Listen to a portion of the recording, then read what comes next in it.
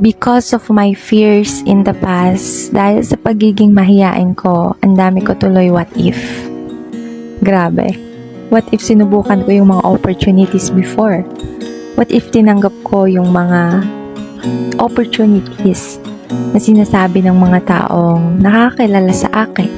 Because sometimes yung mga tao na nakapaligid sa atin, sila yung nagpupush sa atin na tanggapin yung isang opportunities dahil kilala nila at alam nila yung strength natin. But because of fears, hindi na natin sinubukan, and then yung opportunity na yon isang beses lang dumadating. Siguro may advice to my younger self, or if may pagsasabihan man ako ngayon, I want you to know na if there's an opportunity that you know you can do it, go and never miss that opportunity.